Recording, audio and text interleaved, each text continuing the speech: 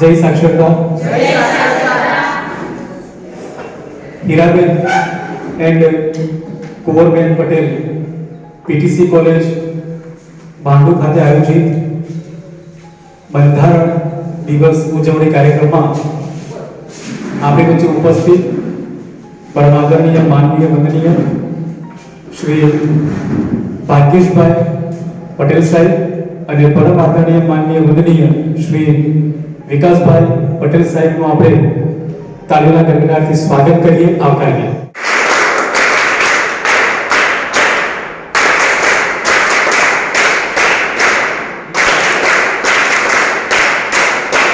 એ જ શૃંખલામાં આગળ વધતા આપણી વચ્ચે ઉપસ્થિત આદરણીય કિંજલબેન, આદરણીય મેઘાબેન, આદરણીય સ્ટાફગણ અને આપ સૌ અમારા આદરણીય અને વાલા તાલીમાર્થી ભાઈઓ અને બહેનો, આજનો જે બંધારણ ઉજવણી દિવસ માન્ય સાહેબ શ્રી જણાવતા આનંદ થાય કે આ તાલીમાર્થી ખૂબ રસપૂર્વક અહીંયા ભાગ લીધો અને સવારે લગભગ 9 વાગે તેમણે રંગોળી પૂરવાનું ચાલુ કર્યું હતું અને આટલી ખૂબ જ સરસ આબેહૂબ રંગોળી સ્પર્ધામાં એમણે ભાગ લીધો. બીજી આપણે સ્પર્ધા રાખી છે વક્તૃત્વ સ્પર્ધા અને ત્રીજી આપણી જે સ્પર્ધા છે એ છે ક્વિઝ સ્પર્ધા અને એમાં પણ આપણે 4 જે ટીમના નામ પાડ્યા છે એ પણ બંધારણને લગતા છે. બંધારણ, સમાનતા, નાગરિક અને અધિકાર. તો માનનીય સાહેબ શ્રીનું આપણને જ્યારે જે સાનિધ્ય મળ્યું છે તો ફરી એકવાર આપણા પીટીસી પરિવાર તરફથી હું પરમ આદરણીય માનનીય શ્રી ભાગ્યેશભાઈ પટેલ સાહેબ અને વિકાસભાઈ પટેલ સાહેબનો હૃદયપૂર્વક આભાર માનું છું અને એમની પ્રેરક ઉપસ્થિતિને વંદન કરી આવકારું છું. અને હવે આપણે વક્તૃત્વ સ્પર્ધાનું આયોજન કરીશું. એનો વિષય છે ડોક્ટર બી.આર. આંબેડકર, ભારતીય બંધારણના મુખ્ય શિલ્પી. અને પ્રથમ આપણા સ્પર્ધક મંચ પર પધારશે, જેમને આપણે તાળીઓથી આવકારીશું. મારો વિષય ડોક્ટર બી.આર. આંબેડકર, બંધારણના મુખ્ય શિલ્પી. ગરજ ઉઠે ગगन सारा समुंदर छोड़े अपना किनारा, गरज उठे गगन सारा समुंदर छोड़े अपना किनारा, हिल जाए जहां सारा जग गूंज उठे जय भीम का नारा, हिल जाए जहां सारा जग गूंज उठे जय भीम का नारा. સ્વતંત્રતા, સમાનતા અને બંધુતા માટે જીવનભર ઝઝૂમનાર કર્મવીર, પ્રજ્ઞા પુરુષ, જ્ઞાની પુરુષ, ક્રાંતિ સૂર્ય, તત્વચિંતક, ભારત ભાગ્ય વિધાતા, મહિલાઓના મુક્તિદાતા અને ભારત રત્ન એવા ડોક્ટર બાબા સાહેબ આંબેડકરના ચરણોમાં મારા કોટી કોટી વંદન. સાથે અહીં ઉપસ્થિત મુખ્ય મહેમાન આદરણીય પ્રિન્સિપલ સર, શિક્ષકગણ તથા મારા વહાલા વિદ્યાર્થી મિત્રોને નમસ્કાર. બાબા સાહેબ આંબેડકરનો જન્મ 14 એપ્રિલ 1891 ના રોજ મધ્યપ્રદેશના મહુ ગામમાં માતા ભીમાબાઈ અને પિતા રામજી મલોજી ના 14મા સંતાન તરીકે થયો હતો.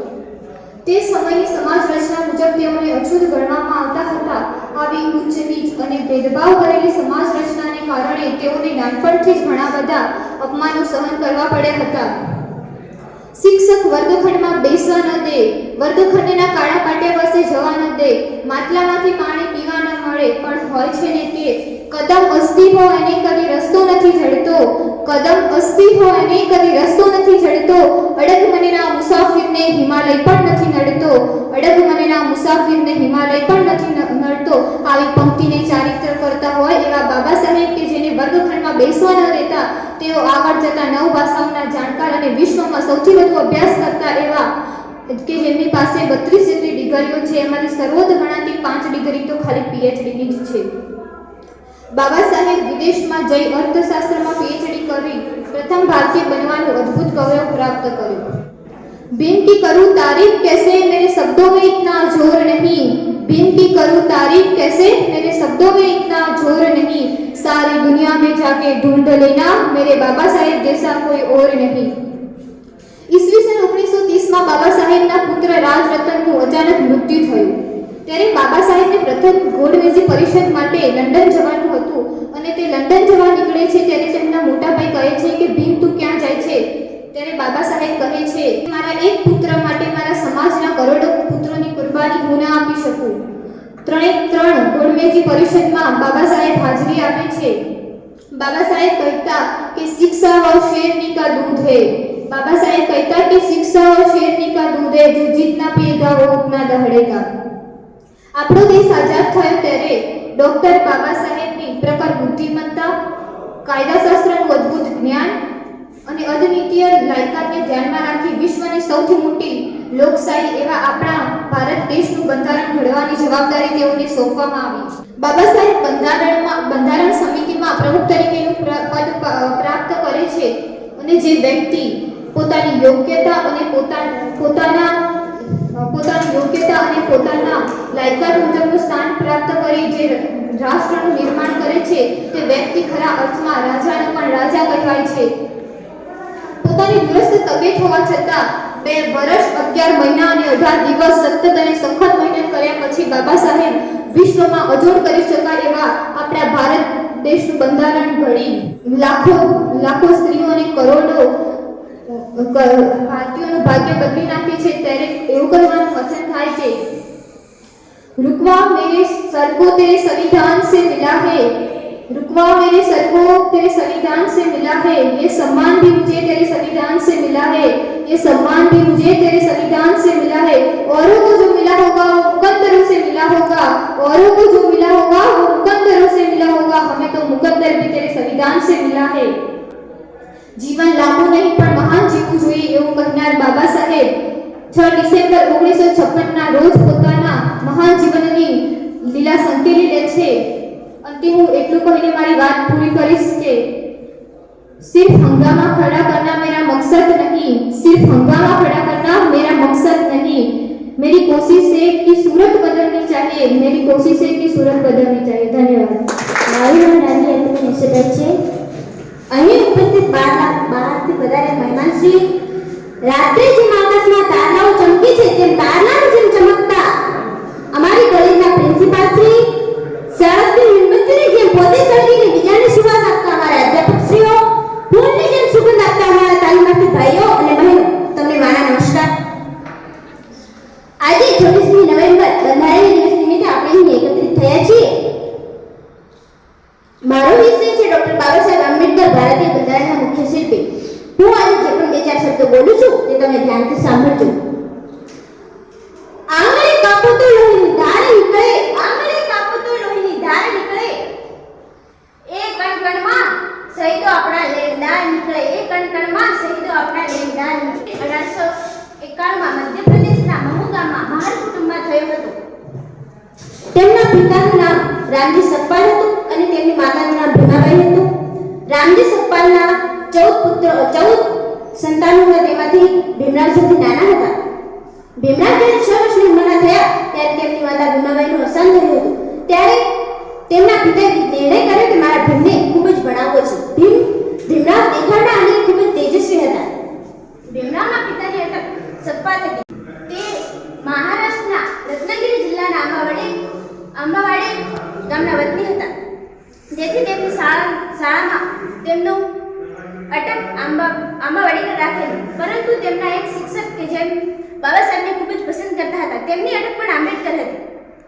તેમણે નિશાન રજિસ્ટ્રેશનમાં સુધારીને આંબાવાડીકરના બદલે આંબેડકર રાખેલું. બાબા સાહેબે ઘણી બધી મુશ્કેલીઓનો સામનો કર્યો છે. તેઓ ક્લાસની બહાર બેસીને ભણતા. ક્લાસની બહાર બેસીને ભણેલો વ્યક્તિ જો આટલું મહાન વ્યક્તિ બની શકતો હોય, આખા દેશનું બંધારણ ઘડી શકતો હોય, તો આપણે તો ક્લાસની અંદર બેસીએ છીએ, આપણે શું ના કરી શકીએ? આપણે બધું જ કરી શકીએ. બાબા સાહેબ રામી નામની બાળા સાથે લગ્ન કર્યા હતા. તેમણે પાછળથી તેમને રમાબાઈ નામ આપ્યું. બાબા સાહેબને વડોદરાના મહારાજા સયાજીરાવ ગાયકવાડે સ્કોલરશિપ આપીને ભણવામાં મદદ કરી હતી. 2 ફેબ્રુઆરી 1913 ના રોજ બાબા સાહેબ આંબેડકરના પિતા રામજી સકપાલનું અવસાન થયું, તેથી તેમણે નોકરી છોડી દીધી અને પછી તેઓ લંડનમાં કાયદાનો અભ્યાસ કરવા માટે ગયા. ડોક્ટર બાબા સાહેબ આંબેડકરને કાયદાશાસ્ત્રી પણ કહેવામાં આવે છે. તેમણે ભારતનું બંધારણ ઘડ્યું, તેથી તેમને ભારતના બંધારણના ઘડવૈયા પણ કહેવામાં આવે છે. ડોક્ટર બાબા સાહેબ આંબેડકર ભારતના પ્રથમ કાયદા મંત્રી છે. જેમ આપણે વિષયનું કૌશલ્ય ભણાવવામાં પણ એટલી બધી તકલીફ પડતી હતી, તો તેમણે તો આખા ભારત દેશનું બંધારણ ઘડ્યું છે. તો તે કેટલા મહાન વ્યક્તિ હશે? કોઈ પણ દેશનું શાસન ચલાવવા માટે ઘડવામાં આવેલા નિયમો અને વ્યવસ્થિત સંગ્રહ એટલે આપણું બંધારણ. કદમ અસ્થિર હોય તેને રસ્તો નથી જડતો, કદમ અસ્થિર હોય તેને રસ્તો નથી નડતો, અડગ માનવીના મુસાફરને હિમાલય પણ નથી નડતો, અડગ માનવીના મુસાફરને હિમાલય પણ નથી નડતો. જીવન લાંબુ ન હોવું જોઈએ પણ મહાન હોવું જોઈએ એવું કહેનાર ડોક્ટર બાબા સાહેબ આંબેડકરનું અવસાન 6 ડિસેમ્બર 1956 ના રોજ વહેલી સવારે દિલ્હીમાં થયું હતું. તેમનું સમાધિ સ્થળ ચૈત્યભૂમિ મુંબઈમાં છે. અંતે મારી વાણીને વિરામ આપતા હું એટલું જ કહીશ કે આવા મહાન વ્યક્તિ કે જેમણે આખા ભારત દેશનું બંધારણ ઘડ્યું છે તેવા મહાન વ્યક્તિને હું દિલથી સલામ કરું છું. અસ્તુ. जैसे कि डॉक्टर बी आर अम्बेडकर, फूलों की कहानी कलियों ने लिखी, फूलों की कहानी कलियों ने लिखी, आसमान की कहानी सितारों ने लिखी, आसमान की कहानी सितारों ने लिखी. हम ना रहेंगे किसी के गुलाम में, क्योंकि हमारी कहानी डॉक्टर बाबा साहब अम्बेडकर ने लिखी है, क्योंकि हमारी कहानी डॉक्टर बाबा साहब अम्बेडकर ने लिखी है. ઉપસ્થિત મહેમાન શ્રી, પ્રિન્સિપલ સર, શિક્ષકગણ તથા વહાલા મારા પ્રશિક્ષણાર્થી ભાઈ બહેનોને મારા નમસ્કાર. આજનો મારો વિષય છે ડૉક્ટર બાબા સાહેબ આંબેડકર. દલિતો અને પીડિતો સામે પોતાનું જીવન સમર્પિત કરનારો ભારત રત્ન ડૉક્ટર બાબા સાહેબ આંબેડકરનો જન્મ 14મી એપ્રિલ 1891ના રોજ મધ્યપ્રદેશના મહુ ગામમાં થયો હતો. તેમના પિતાજી રામજીભાઈ લશ્કરી શાળામાં શિક્ષક હતા તથા તેમના માતા ભીમાબાઈ તેમને નાના મૂકીને અવસાન પામ્યા હતા. ભીમરાવ ભણવામાં ખૂબ જ હોશિયાર હતા, પરંતુ એ વખતે એમની મહાજ્ઞાતિ ખૂબ જ નીચી ગણાતી હતી. આના પરિણામે એમને વારંવાર અપમાન સહન કરવા પડતા હતા. આથી મોટા થઈ ગયા પછી આ અપમાનને દૂર કરવા માટે એમણે દ્રઢ સંકલ્પ કર્યો. તેમની પ્રતિમાથી પ્રભાવિત થયેલા વડોદરાના મહારાજા સયાજીરાવ ગાયકવાડે એમને ઉચ્ચ કક્ષાના અભ્યાસ માટે શિષ્યવૃત્તિ આપી. તે વિદેશમાં ઘણા કષ્ટ સહન કરીને ભણ્યા, MA PhD થયા. હવે ડૉક્ટર ભીમરાવના નામે જાણીતા થયા. ડૉક્ટર ભીમરાવને ભારતમાં નોકરી મળી હતી, પરંતુ અસ્પૃશ્ય હોવાના કારણે એમની ઓફિસનો પટાવાળો પણ એમની સાથે ગેરવર્તાવ કરતો હતો. આ સામાજિક અન્યાયને દૂર કરવા માટે એમણે મૂકનાયક નામનું પ્રાંતાક શરૂ કર્યું અને બહિષ્કૃત હિતકારિણી નામની સંસ્થાની સ્થાપના કરી. ડૉક્ટર ભીમરાવ સ્ત્રીઓના સશક્તિકરણ માટે ખૂબ જ લડ્યા. તેમના જીવનમાં બુદ્ધ, કબીર અને જ્યોતિબા ફૂલેનો પ્રભાવ હતો. તેમને પુસ્તકો વાંચવાનો ઘણો શોખ હતો. તેઓ મોડે સુધી પુસ્તકાલયમાં બેસીને પુસ્તકો વાંચ્યા કરતા હતા. આવા ભારત માતાના સાચા સપૂતને ઈસવીસન 1990માં ભારત રત્નના ઇલકાબથી નવાજવામાં આવ્યા હતા. ડૉક્ટર ભીમરાવ સાચા દેશભક્ત અને સ્ત્રીઓના પક્ષધરનું ઈસવીસન 1956માં તેમનું મૃત્યુ થયું હતું. જય હિન્દ.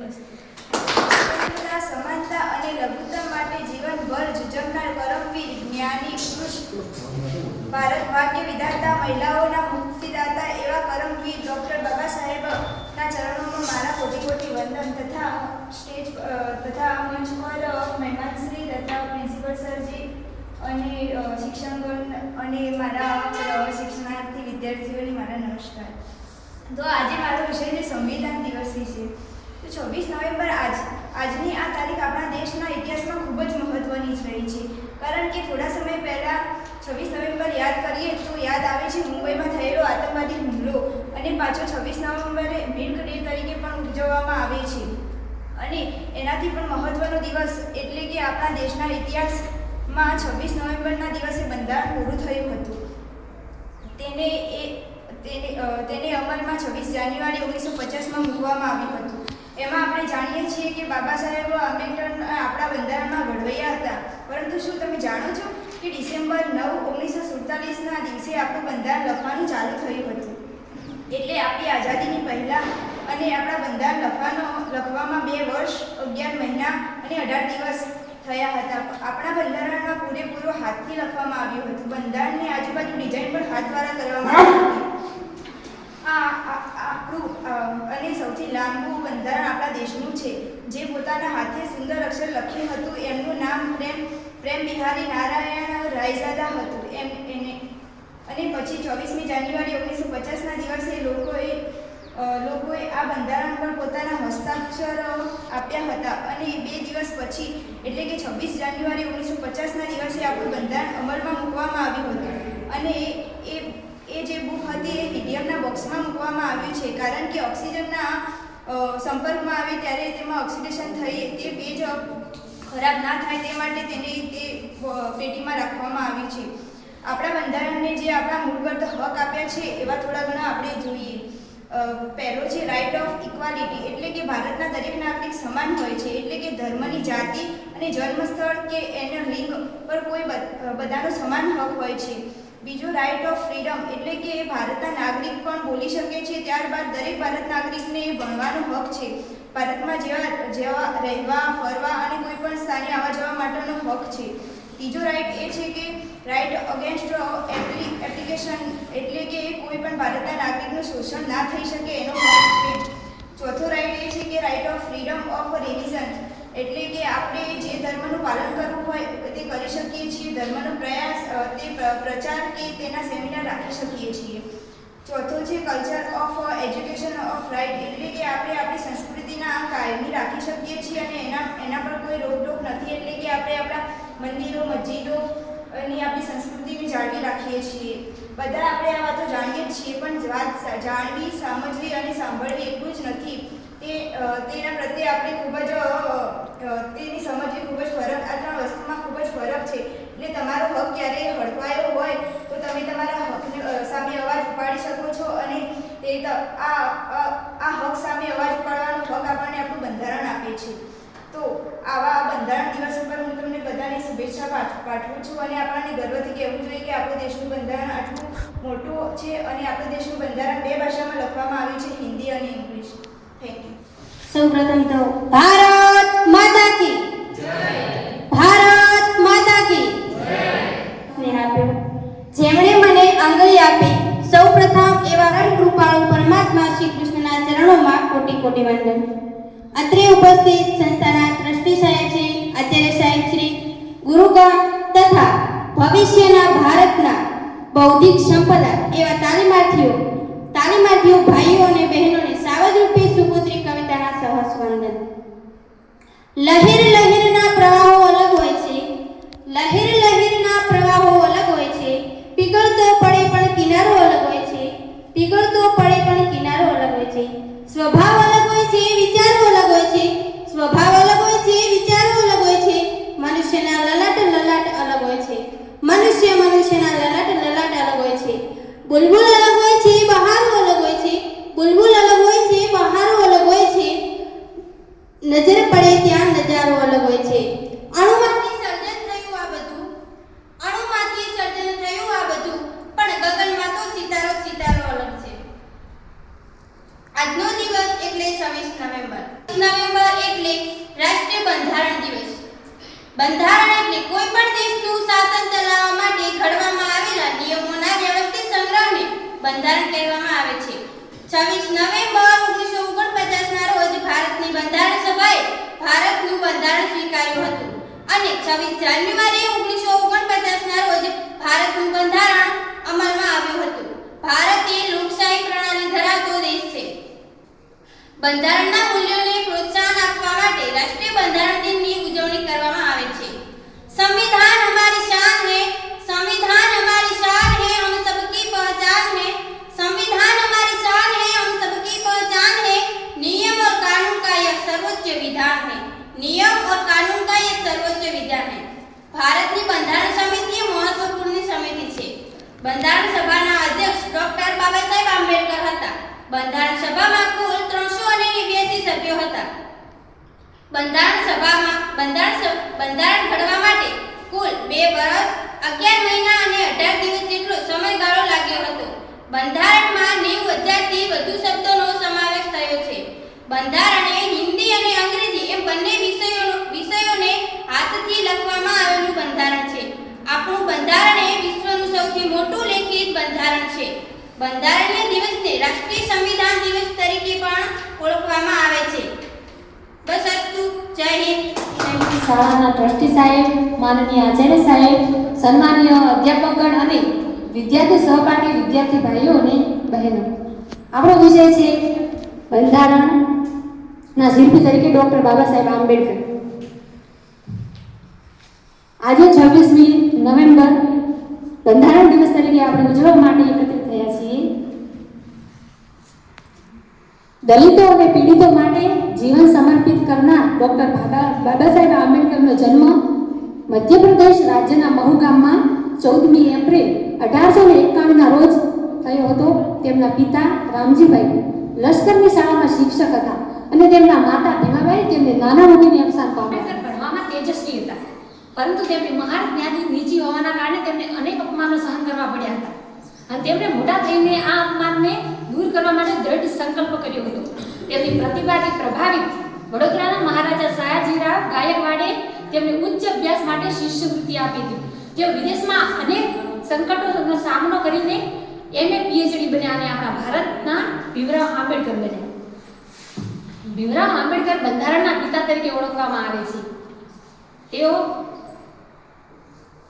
બંધારણના શિલ્પકાર તરીકે પણ ઓળખવામાં આવે છે.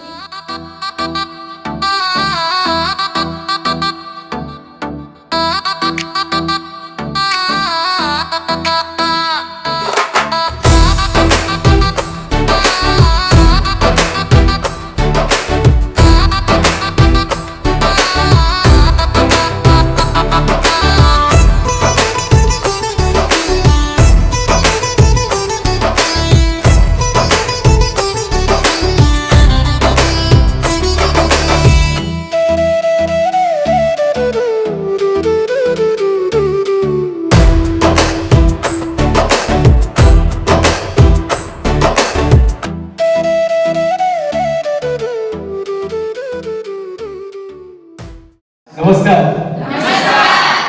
Thank you. આજના બંધારણ દિવસ ઉજવણીના શુભ અવસરે આપણે હવે આપણી છેલ્લી સ્પર્ધા એટલે કે ક્વિઝ કોમ્પિટિશન એટલે પ્રશ્નોત્તરી સ્પર્ધાનો આપણે શુભ શરૂઆત કરીશું.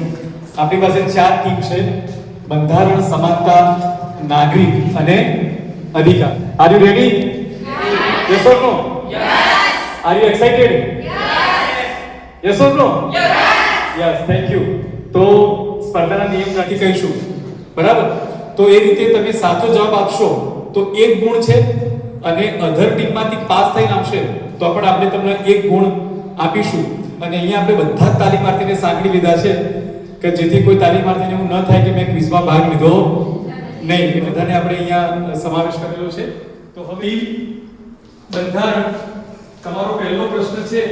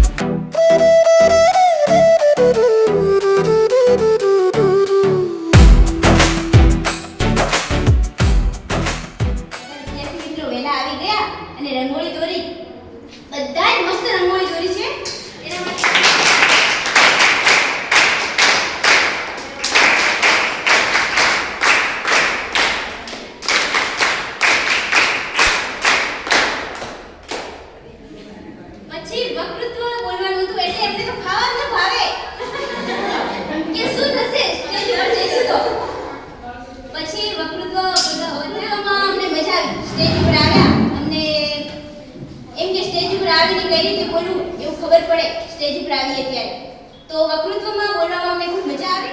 પછી આપણી ક્વિઝ કોમ્પિટિશન હતી.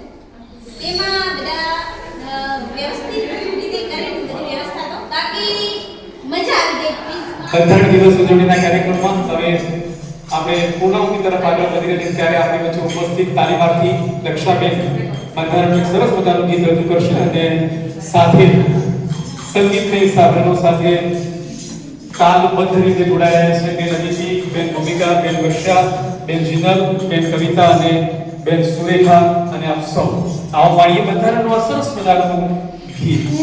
બંધારણ વાળો મારા જાનિકો કાયદા વાળો મારા જાનિકો આસમાન ઝંડા માટે બોલે જીણામો બંધારણ વાળો મારા કલેજા